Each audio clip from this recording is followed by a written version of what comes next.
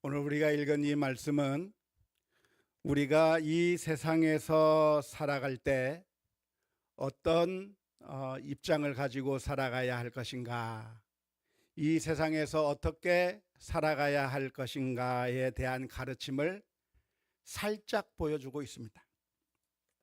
제가 살짝 보여준다고 표현하고 있는데 표현을 했는데 그 이유는 이 본문의 주된 메시지가 우리가 이 세상에서 어떻게 살아가야 할 것인가의 문제를 다루는 것이 아니라 이 본문의 주된 메시지는 무엇일까요? 교회 안에 있는 악한 사람들을 어떻게 해야 할 것인가 라고 하는 문제를 주된 메시지로 다루고 있기 때문에 그렇습니다. 교회 안에 악을 행하는 사람이 있다고 한다면 어떻게 하라고 교훈하고 있습니까? 안 들려요. 어떻게 하라고요? 쫓아라. 출교시켜버려라. 교회 공동체에서부터 쫓아내 버려라. 그렇게 교훈하고 있는데 이것이 바로 오늘 우리가 읽은 고린도전서 5장 9절에서부터 13절까지에서 들려주고자 하는 주된 메시지라고 할 수가 있겠습니다. 이 주된 메시지를 우리가 살펴보면서 생각해야 될 지점이 참 많이 있습니다. 교회라고 하는 곳은 어떠한 곳인가? 의인들이 모인 곳이 아니라 죄인들이 모인 곳이 교회인데, 우리 모두가 다 완벽한 사람은 한 사람도 없고 다 죄인들로서 죄인을 부르시는 우리 주님에 따라서 우리가 교회 안에 들어온 다 죄인들인데, 죄인을 쫓아내라, 악인을 쫓아내라고 하는 이 말씀은 도대체 누가 누구를 어떤 시점에 쫓아내야 할 것인가 라고 하는 그 질문을 심각하게 고민해 보아야 할 본문이라고 생각을 합니다. 그런데 오늘 이 시간에는 이 주된 메시지를 다루고 싶지는 않습니다. 나중에 기회가 되면 이 주된 메시지에 대해서 한번 다루게 될 기회가 있을 거라고 생각이 되는데요. 오늘은 이 주된 메시지를 말씀하면서 살짝 스쳐 지나가면서 해주신 그 말씀을 우리가 함께 묵상하면서 하나님의 말씀을 깨달으려고 합니다. 살짝 스쳐가면서 들려주시는 메시지가 무엇이냐면, 과연 이 세상에 사는 우리가 이 세상과 어떤 관계를 가지며 살아가야 할 것인가의 문제를 다루고 있는 것이죠. 이 세상은 어떤 세상입니까? 이 세상은 악한 세상이에요. 이 세상은 어떤 세상입니까? 정말 탐욕으로 가득한 세상, 악이 판치는 세상, 온갖 나쁜 일들이 벌어지고 있는 이 악한 세상에 우리 성도들이 살아가고 있는데, 이 악한 세상과 우리는 어떤 스탠스를 유지하면서 살아가야 할 것인가? 이 악한 세상에 대해서 어떤 입장을 유지하면서 살아가야 할 것인가에 대한 문제를 지나가면서 말씀해 주고 있는 것이 오늘 본문의 말씀입니다. 이 세상에는 그야말로 악을 행하는 사람들이 많이 있습니다. 오늘 본문에 보니까 어떤 사람들을 예로 들고 있습니까? 우상 숭배하는 사람들, 음행을 저지르는 사람들, 탐욕을 부리는 사람들, 속여 갈취하는 이 세상 사람들을 예로 들면서 이런 사람들이 바글바글한 이 세상과 우리가 어떤 관계를 하면서 살아야 될 것인가, 이런 악한 사람들이 들끓는 이 세상과 우리가 어떤 거리를 유지하면서 살아가야 할 것인가의 문제를 이야기해 주고 있는 것이죠. 바울 사도는 이 고린도전서 5장에서 그 당시에 만연했던 여러 가지 문제들을 지적하고 있는데, 어쩌면 오늘날에는 이것보다도 훨씬 더 많은 문제들을 지적하려고 한다면 지적할 수 있을 겁니다. 우리가 살아가고 있는 이 세상은 어떤 세상입니까? 이 세상에는 온갖 악이 판치는 세상인 것이죠. 이 세상에는 어떤 사람들이 있습니까? 동성애자가 있을 겁니다. 이 세상에는 어떤 사람들이 있습니까? 이단들이 있을 겁니다. 이 세상에는 어떤 사람들이 있습니까? 정치적 이데올로기에서 나와 다른 입장을 가지고 있는 사람들이 있을 겁니다. 이 세상에 우리들의 마음을 불편하게 하는 수많은 사람들이 이 세상에 존재하고 있는데, 이런 이 세상과 우리는 어떤 관계를 하면서 살아가야 할 것인가? 우리는 하나님을 믿는 하나님의 거룩한 백성들이요, 예수 그리스도의 공동체로 부르심을 받은 우리들인데, 이런 이 세상과는 다른 아이덴티티를 가지고 있는 우리가 과연 이 죄악으로 가득 차 있는 이 세상과 어떤 거리를 유지하면서 살아야 할 것인가의 문제를 오늘 말씀해 주고 있는 것입니다. 이런 상황 가운데서 우리는 어떤 선택을 할 수 있을까요? 여러 가지 선택의 옵션들이 우리들에게 있을 것입니다. 첫 번째 선택의 길이 있다고 한다면, 이런 악한 사람들을 아예 상종하지 않는 것입니다. 이 세상 사람들, 음행을 저지르고 우상 숭배를 하며 탐욕을 저지르고 속여 갈취하고 악을 행하고 있는 이 세상 사람들을 바라보면서 이 사람들과 조금이라도 우리가 관계를 맺게 된다고 한다면 우리도 물들을 위험이 있으니까, 이 세상 사람들과 함께 어울려 살다 보면 우리도 그런 죄악에 빠질 수 있을 테니까, 그러니까 이런 사람들과 아예 상종을 하지 않는 방법을 선택할 수 있을 겁니다. 그렇게 선택한 사람들 가운데 아주 극단적인 방법을 사용한 사람들이 있다고 한다면, 교회사적으로 보면 그 사람들은 수도원에 들어간 사람들이라고 할 수가 있겠습니다. 이 세상에서 악을 저지르는 사람들을 보는 게 너무 힘들어요. 이 세상에서 정말 악한 짓을 하고 있는 그런 사람들과 함께 어울려 살다가는 우리도 그렇게 어울려 살다가 악을 저지르게 될 것만 같아서 우리가 할 수 있는 최선의 선택이 무엇인가? 그런 악한 사람들로부터 떠나서 거룩한 사람들의 공동체를 만들어 그 속에서 살아가는 겁니다. 수도원 속으로 들어가는 거죠. 기도원에 들어가는 겁니다. 그래서 이 세상의 온갖 나쁜 것들은 보지 않고 오로지 찬송과 기도와 하나님의 말씀을 묵상하는 것과 정말 하나님의 말씀을 연구하면서 그런 영적인 분위기 속에서, 다른 것이 전국이 아니라 이렇게 정말 믿는 사람들끼리 겸손하게 서로 함께 격려하면서 그런 신앙의 공동체를 만들어가는 수도원 속으로 들어가는 방법을 선택할 수가 있을 겁니다. 주님과의 영적인 교제를 하며 살아가는 그곳이 어쩌면 가장 잘한 선택이라고 그렇게 생각할 수가 있을 것입니다. 그런데 이 방법이 아니라 두 번째 방법을 선택할 수도 있습니다. 그 두 번째 방법은 무엇이냐면 악을 행하는 이 세상과 싸우는 방법입니다. 도피를 선택하는 것이 아니라 첫 번째 수도원에 들어가는 방법은 이 세상으로부터 도피하는 방법이라고 한다면, 두 번째 방법은 이 세상과 맞짱을 떠서 싸우는 것이죠.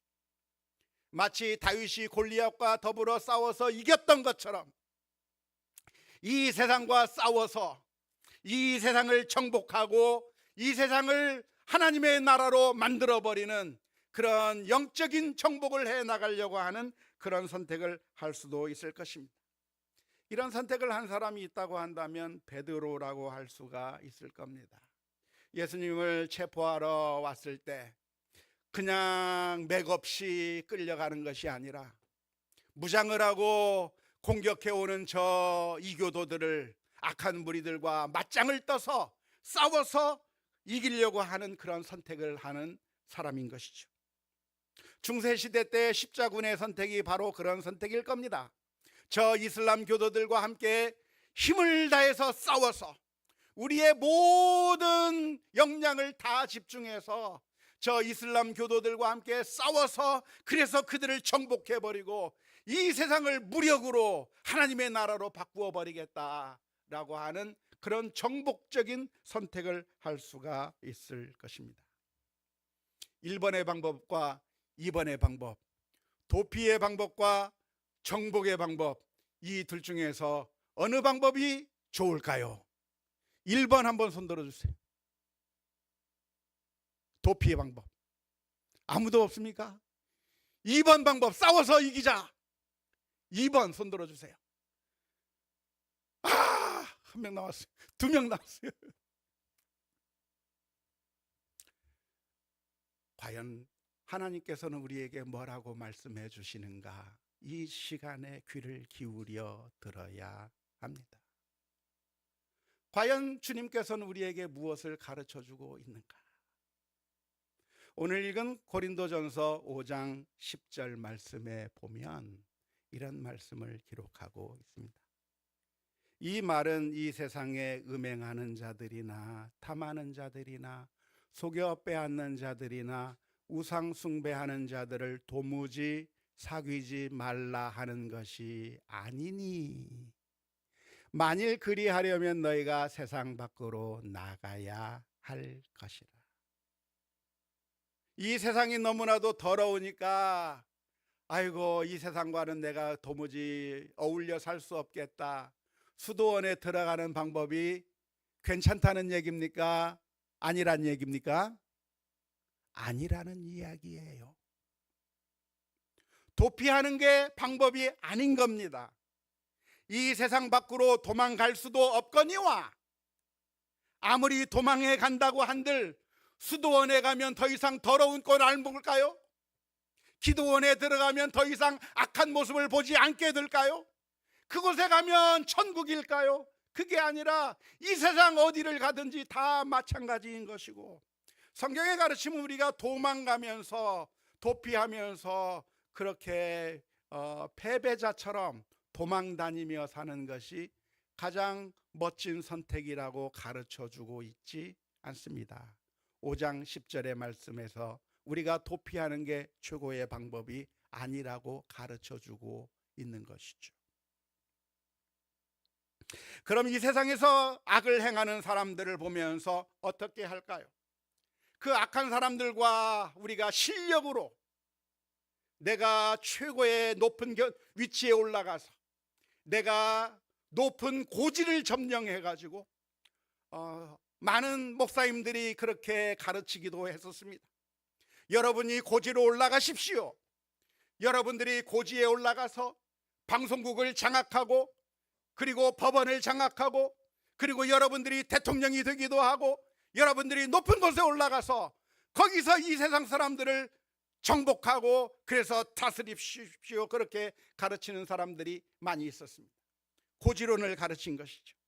이 세상 사람들과 싸워서 내가 사장이 되어서 내 밑에 있는 사람들을 다 교회로 이끌어오고 내가 어떤 기관의 장이 되어서 그 사람들을 다 내 힘과 권력으로 다 데려오고 그런 식으로 해서 정복하는 방법을 사용할 수 있겠는가? 그리고 이 세상과 싸우는 것이 가장 좋은 방법인가? 라고 하는 그 문제에 대해서 오늘 고린도전서 5장 13절의 말씀은 무슨 이야기를 하고 있습니까?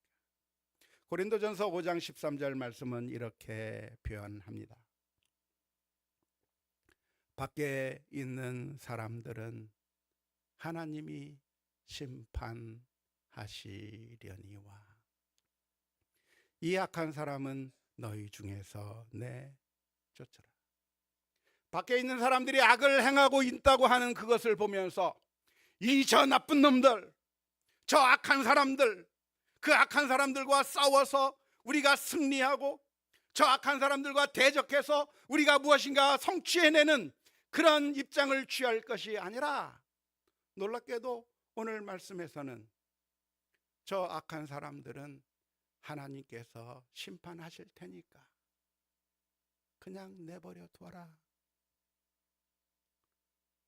탐욕을 부리는 사람들이 탐욕을 부리며 살아가고 악을 행하는 사람들이 온갖 악을 저지르며 살아가고 온갖 나쁜 짓을 하고 있을 때 그 사람들 우리가 가서 정복해버리고 그래서 그들을 완전히 무찔러 버릴 것이 아니라 하나님께서 심판하실 테니까 그냥 내버려 두고, 교회 안에서 그런 악을 행하는 사람이 있다고 한다면 쫓아낼 것이지만, 그러나 교회 밖에 있는 사람들, 이 세상 사람들이 우상 숭배를 하고 있는 모습을 보면 하나님이 심판하시도록 그냥 내버려둬라. 길을 지나가는데 우상을 만들어 놓고 거기에 절하는 사람을 보면서 분노하면서 그 우상을 부셔뜨리면서 왜 우상을 섬기느냐고 그 우상을 부서뜨릴 것이 아니라, 그런 사람들은 하나님이 심판하시도록 내버려 두고, 밖에 있는 사람들이 무슨 짓을 하든지 무슨 악한 짓을 하든지 그냥 내버려 두고 교회 안에 문제만 해결하라고 가르쳐 주고 있습니다. 이상하게도 우리는 거꾸로 해요. 하나님의 말씀대로 하지 않고 거꾸로 해요. 밖에 있는 사람들은 그냥 내버려 두고 교회 안에 죄인들을 엄격하게 다루라고 말씀하시는 하나님의 말씀이 있는데, 우리는 놀랍게도 교회 안에서 저지르는 악에 대해서는 가만 내도 하나님이 심판하실 거야. 성추행을 저지르는 목회자에 대해서 하나님이 심판하실 거니까 그냥 내버려둬. 우리가 왜 가만히 나서 우리가 그것을 왜 그러고 있어? 하나님께서 목사님을 건드시면 건드실 테니까 그냥 내버려둬 하면서 두둔하고 있고, 오히려 밖에서 악을 행하는 사람들을 향해서 이 나쁜 놈아, 왜 너희가 악한 짓을 했냐? 왜 이 나쁜 놈들아, 왜 너희가 이런 짓을 하느냐? 왜 법을 그런 식으로 만드느냐? 나 밖을 향해서 목소리를 높이고 핏대만 높이고 있는, 거꾸로 하는 우리 크리스찬들의 모습이 얼마나 위선적인지 모릅니다. 우리가 성경을 읽지 않기 때문에 그래요. 하나님의 말씀을 읽고 하나님께서 우리에게 무엇이라고 가르쳐 주시는지 듣고 깨닫고 그 말씀대로 행동하는 것이 아니라, 우리의 마음에 원하는 대로, 우리 자기 소견에 오른 대로 하나님께서 우리에게 가르쳐 주시는 것과는 상관없이 그냥 이 세상의 방법대로 내 소견에 오른 대로 행하면서 하나님의 뜻과는 정반대의 일을 하는 경우가 얼마나 많은지 모릅니다. 칼을 빼들고 있는 베드로를 향해서 정말 악을 행하며 아무 죄가 없는 예수님을 체포하러 온 그 나쁜 놈들을 향해서, 칼을 빼든 베드로를 향해서 예수님께서는 고맙다고 말씀하지 않으셨습니다. 마태복음 26장 52절의 말씀에 이에 예수께서 이르시되 내 칼을 도로 칼집에 꽂으라. 칼을 가지는 자는 다 칼로 망하느니라 말씀해 주셨습니다. 우리가 빼고 싶은 게 많아요. 우리에게 칼이 있으면 칼을 빼고 싶고, 우리에게 힘이 있으면 그 힘을 보여주고 싶고, 우리에게 돈이 있으면 그 돈을 보여주고 싶고, 우리에게 숫자가 많으면 그 숫자를 보여주고 싶고, 우리가 가진 그 칼을 이용하여 이 세상을 정복해버리고, 그래서 보란듯이 이 세상을 하나님의 나라로 만들고 싶은 그런 열망들이 우리들의 마음 가운데 얼마나 많은지 모릅니다. 그런데 그게 성경적인 방법이 아니라 예수님께서는 말씀하십니다. 네가 빼고 싶어하는 그 칼을 도로 집어넣어라. 세상을 그렇게 정복할 수 없는 것이다. 세상을 그렇게 변화시킬 수는 없는 것이다. 내 힘으로, 내 돈으로, 내 능력으로 이 세상을 변화시킬 수 있는 것이 아니라고 말씀해 주고 계시는 것이죠. 그러면 이 악한 세상을 우리가 어떻게 변화시킬 수 있습니까? 그것은 십자가의 길이에요. 예수님께서 십자가를 향해 걸어가셨어요. 아무런 힘도 없는 것처럼, 아무런 능력이 없는 것처럼, 아니 이 세상을 말씀 한마디로 좌지우지하실 우리 주님께서 아무런 능력이 없는 것처럼 십자가의 길을 가신 것이죠. 그러면서 이 세상을 변화시켜 주셨습니다. 예수님은 군대를 조직해서 이 세상을 점령한 게 아니라 십자가 위에서 피 흘려 죽으심으로 말미암아 처참하게 죽으신 것 같고 실패한 것 같았지만, 그러나 예수님께서 이 세상을 정복하셨습니다.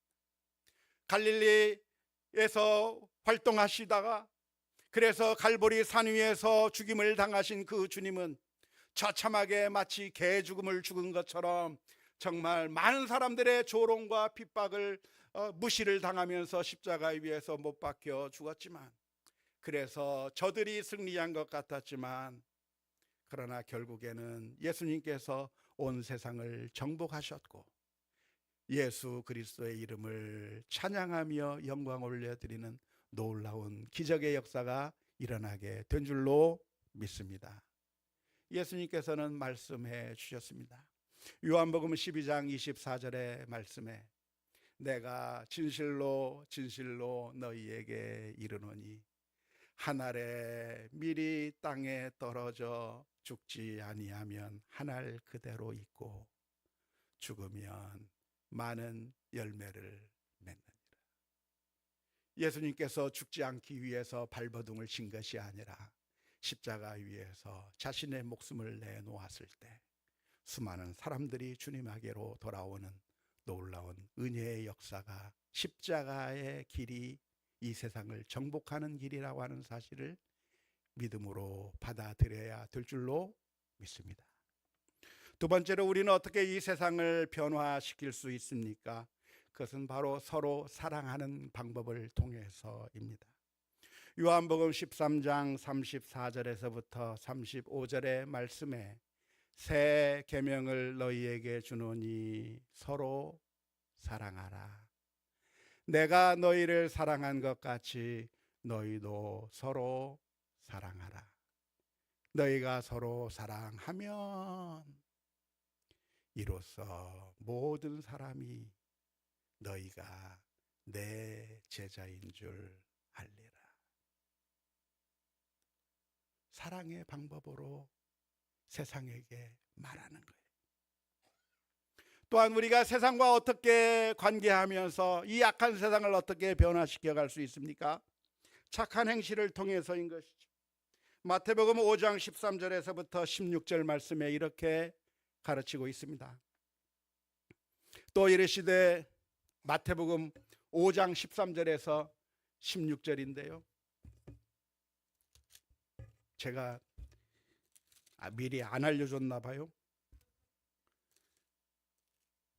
너희는 세상의 소금이니 소금이 만일 그 맛을 잃으면 무엇으로 짜게 하리요? 후에는 아무 쓸데없어 다만 밖에 버려져 사람에게 밟힐 뿐이니라. 너희는 세상의 빛이라. 산 위에 있는 동네가 숨겨지지 못할 것이요, 사람이 등불을 켜서 말 아래 두지 아니하고 등경 위에 두나니 이러므로 집안 모든 사람에게 빛이 느니라. 이같이 너희 빛이 사람 앞에 비치게 하여 그들로 너희 착한 행실을 보고 하늘에 계신 너희 아버지께 영광을 돌리게 하라. 우리의 착한 행실을 보고 세상 사람들이 하나님께 영광을 올리도록 하는 방법을 써야 하는 것이죠. 그런데 정말 이게 효과가 있을까요? 십자가의 길이 효과가 있을까요? 서로 사랑하는 것이 과연 이 세상에 어느 정도 영향을 줄 수 있을까요? 우리가 착한 행실을 하는 게 이 세상에 정말 영향을 줄 수 있는 것일까요? 어떻게 생각하세요? 세상이 꿈쩍 안 하는 것처럼 느껴져요. 내가 십자가의 길을 가고 우리가 서로 사랑하고 그리고 정말 선한 행실을 보여주면서 그렇게 주님께서 알려주신 방법대로 하고 있는데 이 세상을 바라보면 이 세상이 꿈쩍도 안 하고 아무것도 변하지 않고 이 세상은 더욱더 악한 모습이 계속 더 심해지는 것 같아요. 이 세상은 오히려 교회를 조롱하고 모욕하고 이 세상이 전혀 꿈쩍도 하지 않는 것처럼 더 악한 길로 가는 것처럼 보여요. 과연 주님께서 알려주신 이 방법이 효과가 있는 것일까요? 이 세상이 너무나도 꿈쩍하지 않고 있기 때문에 우리 성도들의 마음 가운데 조바심이 생겨요. 우리 성도들의 마음에 좌절감이 생겨요. 우리 성도들의 마음에 하나님의 방법에 대한 의심이 생기기 시작해요. 이 방법 갖고는 안 되는 것 같아요. 우리가 이렇게 한다고 세상이 알아주지 않는 것 같아요. 여기서 우리가 서로 사랑한다고 세상이 알아주지 않고, 이 세상은 우리가 이렇게 겸손하게 낮아지는 것을 전혀 돌아보지도 않고 오히려 조롱하고 있는 것 같아요. 이 세상은 우리의 점잖고 조용한 방법으로는 이 세상이 꿈쩍도 하지 않는 것처럼 느껴져요. 그래서 우리 크리스천들의 마음 가운데 무슨 생각이 드냐면, 이 방법이 아니라 칼을 빼서 한번 휘두르면 그때 사람들이 알아주지 않을까요? 그렇게 생각하는 거예요. 우리도 가만히 있으면 누가 아는 척 해줘요? 막 울고 떼쓰고 그러면 아는 척 해주지만 착하게 행동하면 아무도 안 알아주잖아요. 그러니까 우리들의 마음 가운데 주님의 방법에 대한 회의론이 너무나도 강하게 우리들의 마음 가운데 들어오고 있어요. 그래서 이런 주님께서 알려주신 이 방법은 이 방법 갖고는 안 돼요. 점잖은 방법 갖고는 안 돼요. 조용한 방법 갖고는 안 돼요. 우리가 좀 돈을 동원해 봅시다. 우리가 사람을 동원해 봅시다. 우리가 권력을 한번 동원해 봅시다. 그래서 엄청나게 한번 칼을 한번 휘둘러 봅시다. 그래야 이 세상이 우리들에게 주목을 할 수 있지 않겠습니까? 라고 하는 패배주의가 우리들에게 만연하게 된 것이죠. 놀랍게도 목사님들의 입에서 하나님의 방법은 아무런 소용이 없다고 하는 그런 반성경적인 고백이 나오는 것이 놀랍습니다. 우리는 아무런 효과가 없는 것처럼 보일 때에도 하나님을 믿어야 합니다. 복음의 능력을 믿어야 합니다.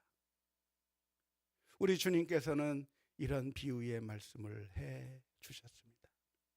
마가복음 4장 26절에서 29절의 말씀에 또 이르시되 하나님의 나라는 사람이 씨를 땅에 뿌림과 같으니 그가 밤낮 자고 깨고 하는 중에 씨가 나서 자라되 어떻게 그리 되는지를 알지 못하느니라.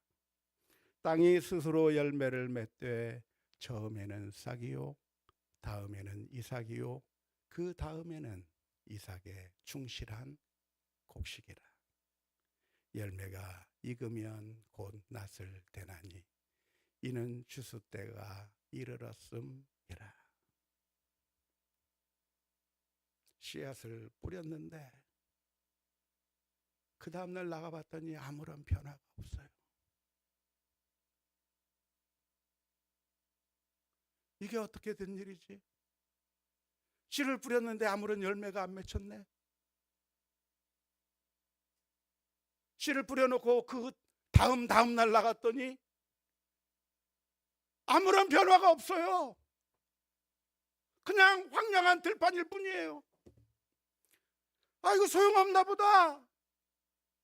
아무런 의미가 없나 보다. 우리가 씨를 심은 게 무슨 능력이야? 아무런 효과가 없네. 효과가 없는 것처럼 느껴지는 세상에 우리가 살아가고 있습니다. 하지만 씨가 자라는 것을 보세요. 씨가 자라는 걸 한번 보시라고요. 아무것도 없던 그 밭에서 싹이 나고 자라고 열매가 맺히는데 30배, 60배, 100배의 열매가 맺히는 거예요.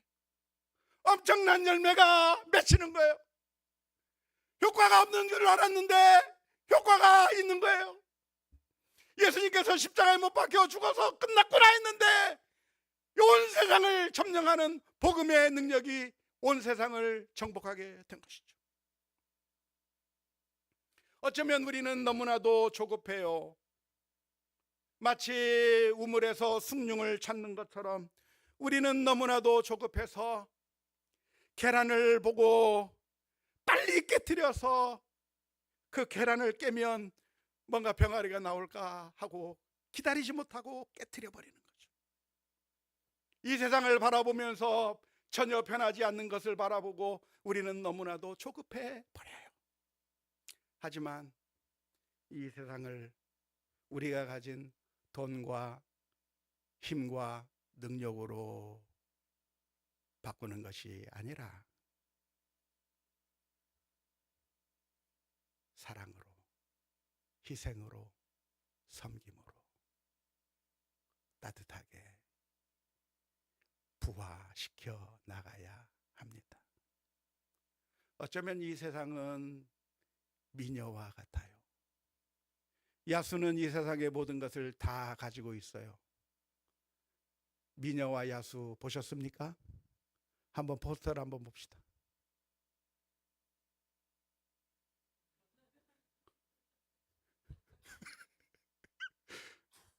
아, 제가 안 줬나요? 안 줬군요. 제가 만들어 놓고 안 줬어요. 미녀와 야수에서 야수는 모든 것을 다 가지고 있어요. 자기 명령 하나면 모든 것을 다 마음대로 할 수 있어요. 모든 파워를 가지고 있어요. 그러니까 미녀를 잡아다 놓고 내 아내가 되라고 말하면 그러면 내 아내가 되지나요?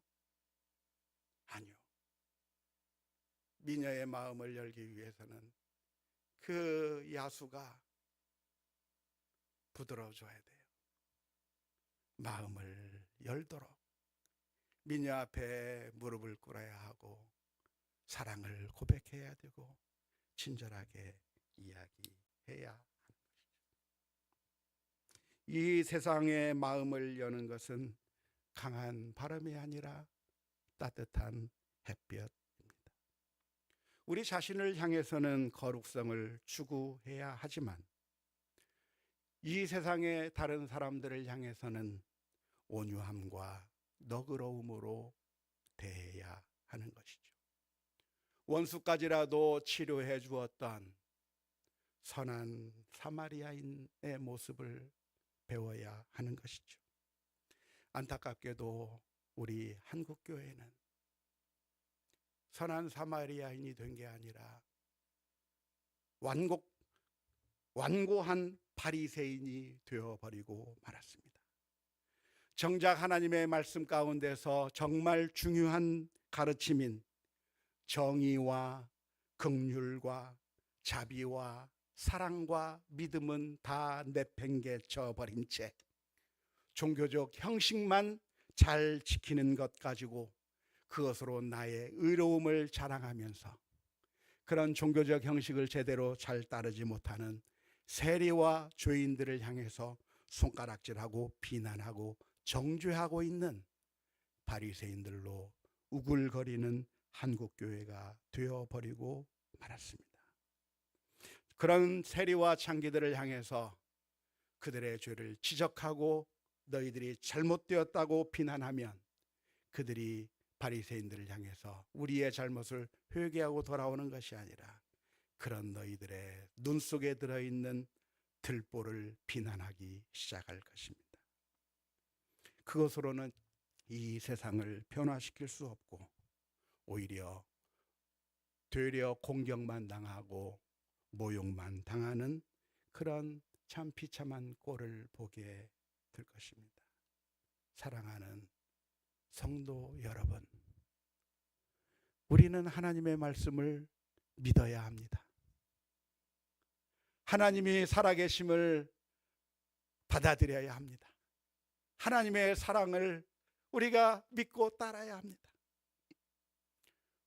하나님께서 우리에게 보여주신 그 놀라운 사랑의 모습이 아무런 효과가 없는 것이 아니라 우리로 하여금 이 세상을 어떻게 대하고 다루어야 하는가에 대한 그런 귀중한 교훈을 주는 줄로 믿습니다. 오늘 우리가 하나님 앞에 가기 전까지는 어차피 이 세상 속에 발을 내디디며 살게 되어 있습니다. 우리가 직장에서 사는 그곳은 교회가 아니라 이 세상이에요. 우리가 이 세상에서 만나는 사람들 그 모두가 다 이 세상입니다. 그 세상 사람들의 악한 모습을 보면서 분노하거나 혹은 절망하거나 할 게 아니라 하나님께서 우리에게 들려주신 그 놀라운 사랑의 그 가르침을 마음속에 품고 그 예수 그리스도의 사랑을 널리 전하는 가운데 하나님의 복음이 역사하는 그런 경험들을 우리들의 삶 가운데서 할 수 있기를 주님의 이름으로 축원합니다.